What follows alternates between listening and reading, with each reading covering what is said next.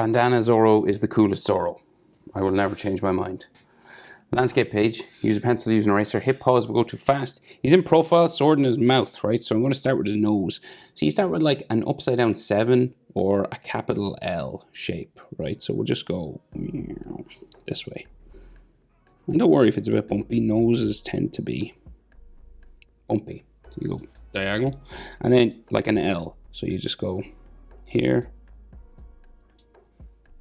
So it's like a capital letter L or an upside down 7. That's how I always think of it. And then his nostril here. Then go back up to the top, and then we're going to make it sort of like a sort of a Z kind of shape, but it's the curve of his brow, so it makes this look like a Z. So then across from here we have his eye. So you get like the other eyebrow curving up there under the bandana. So it kind of curves that green eyebrow that way. And then his iris and his eye shape, should I say, like his eyelid. Very close to this, very dark. So you get like a diagonal little spike there. And then the flat of his eye comes across this way. Okay, flat top eyelid line. And you can darken this up, like it depends on what you like, how dark you like the eyelashes, but you know, there's like little spikes and stuff in there. Kind of a heavy line. And then we go back down.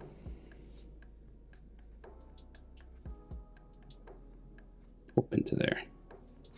And they do a little sort of tear duct sort of thing in there as well.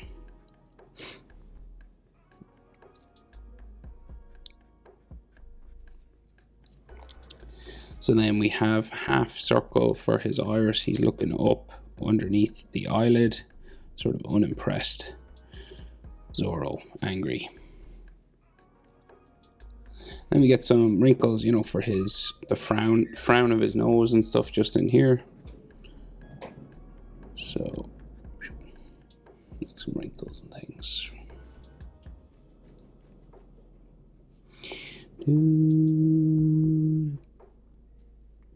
Might be a little eyelid line, but it comes down from the bandana. So the other eye, just behind his frown here, and you could probably see in like an eyelash sticking out, just like the top of it spiking that way. And then we get like his eyelid curving there, so you can see the curve of the bandana sort of goes that way. And then his eyeball goes that way. And then his iris, sort of just barely visible in there. And then his cheek sort of comes down behind his nose.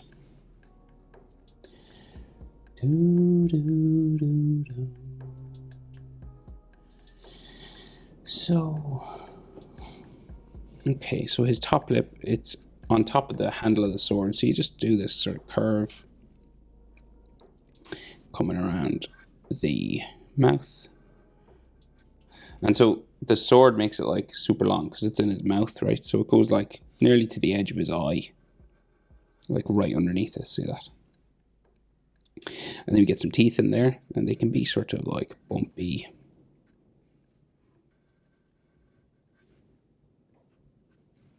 Like so. So it's like he's like biting down hard, you know. So I think I'll do the bandana at the top portion first, and then we'll go sword and chin, and then neck and shoulders. So the bandana, so we go, sticks out a little bit, so it goes this way.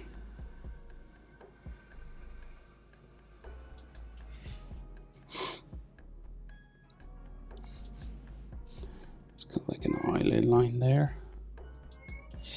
And then we get his hair, the sideburn of his hair here.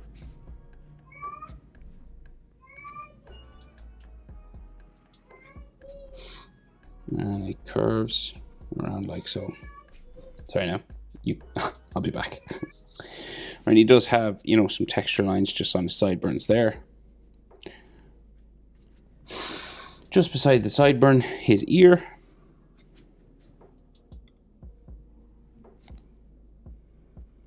Down into there.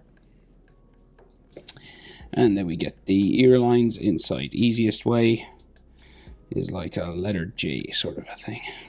Like this. You could do a little bit extra if you wanted.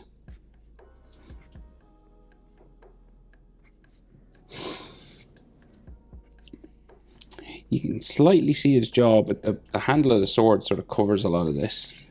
And then at the back, hair on his neck. So just like a zigzag line going that way. And then a few small spikes coming out here. And again, there's like some textures and stuff in here. And then the back of his neck follows that.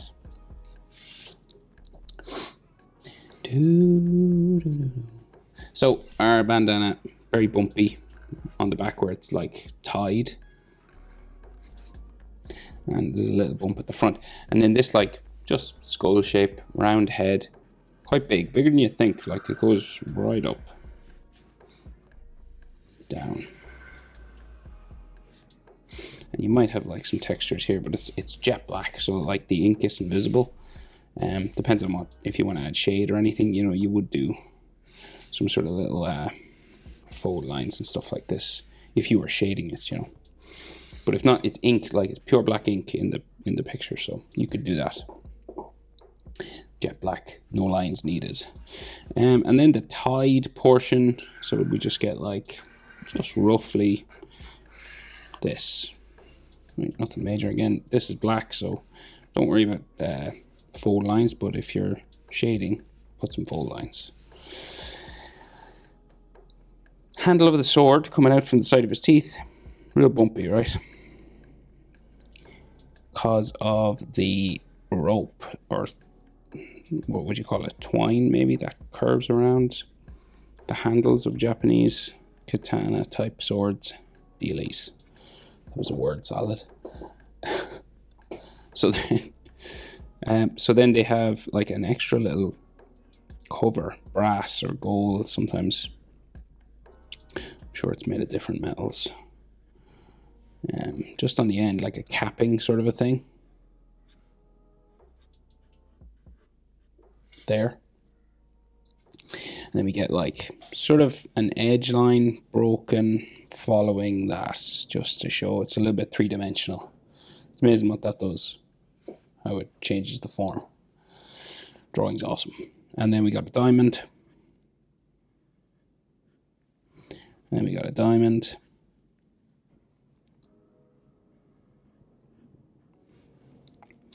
And you guessed it, another one.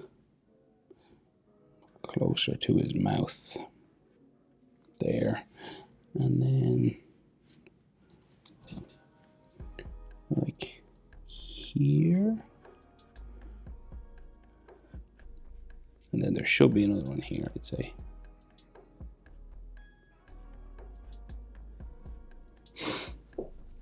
And then if you want like textures on the side, and maybe some like in here as well, but you know, don't worry too much about the ones in there. But if you're a stickler for detail, of course, you could do the whole crisscross rope thing that they usually have. But it's not necessary if you're looking for just a simple drawing.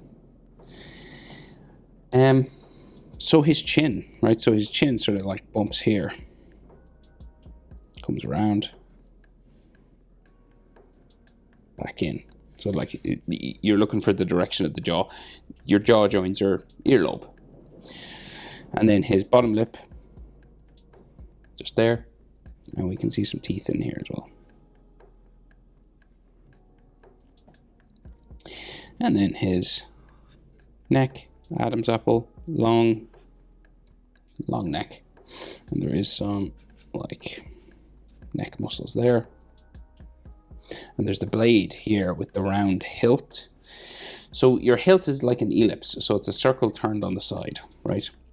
So it just goes up, very thin circle, Right? It's like if you had a coin and you turned it sideways, you know. So like, and it goes behind the blade. So you could do the whole thing if you wanted and erase afterwards, but it's probably better to just leave that gap in there. So it's like a letter C or something. And to make it look three-dimensional, you got to add edge lines, right? So a little line that's like stepped in a bit, but you follow the same curve, right? So it's going down again. And there's a couple of these. So that's like the edge of the handle. And then we go round again.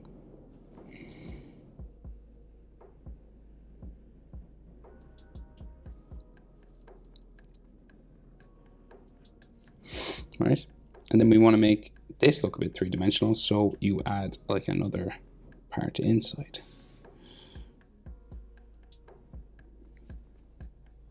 So it looks like there's like a dip inside. It's like something, like a cup, top of a cup or something. So then we have a brass connector plate for the metal of the actual blade itself, you know. I think I could probably make a sword. Like after drawing the amount of swords I've drawn.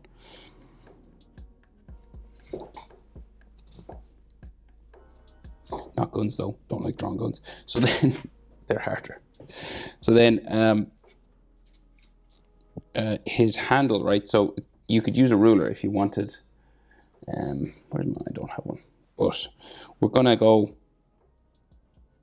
so there, and then, so we're gonna,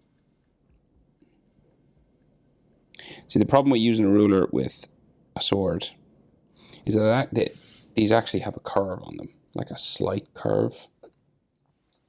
So it makes it a bit more difficult.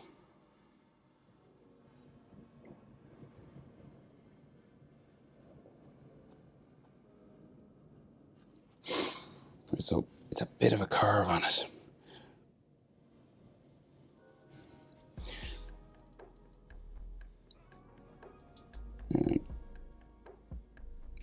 There is a way of doing it with a ruler, you know, if you can get like a curved ruler or a curved edge to do it perfectly, obviously. But that's not bad for freehand. And then the line in the middle, go again.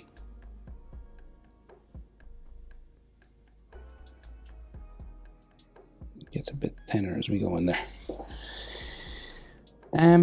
Shoulder and shirt. So shirt sort of comes down here. A slightly opened button sort of thing. And then there's like some sort of edge lines and stuff to that, some stitching and all. And then like his sort of shoulder area and his back down there. Zoro. Bandana Zoro. Coolest Zoro. Hope it's helpful. Thanks for watching. See you in the next one. Bye.